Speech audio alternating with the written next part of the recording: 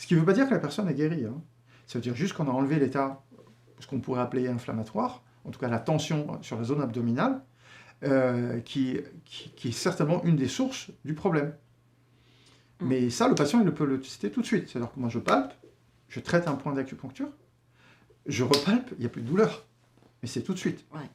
D'accord ? Et ça, en plus, ça fait partie du bilan. Hein, puisque moi, à partir de l'abdomen, j'ai aussi tout un tas d'informations qui me sont données sur le corps.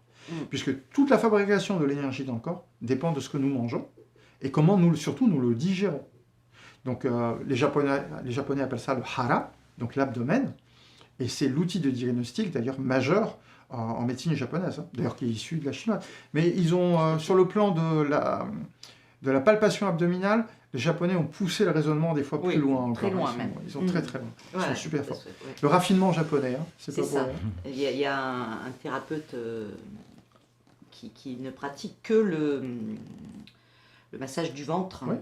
Bah, il existe aussi en Chine, hein. Il y a ce qu'on appelle le Chin-Ei-Tsang, qui est mais chez les Japonais, il y a aussi d'autres techniques par l'abdomen. Ouais. Et en fait, ce thérapeute, j'ai oublié son nom, il arrive à guérir, il pouvait guérir toutes les maladies.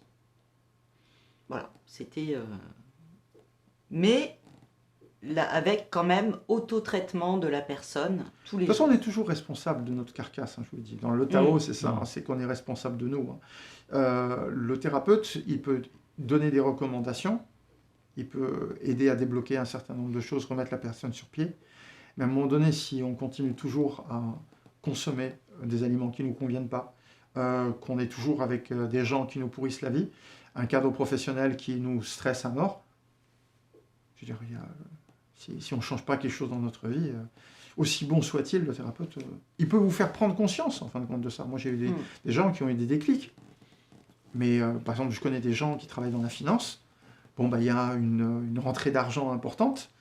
Et ils me disent, je ne peux pas partir de ce boulot. Parce que, en fin de compte, mon cadre de vie, la qualité de vie que j'ai aujourd'hui dépend de mon travail.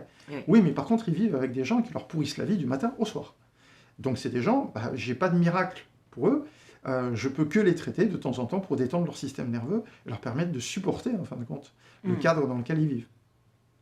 Et c'est la même chose, en fin de compte, dans le travail. Ça va être la même chose, des fois, dans le milieu familial, hein, des fois. C'est ça aussi.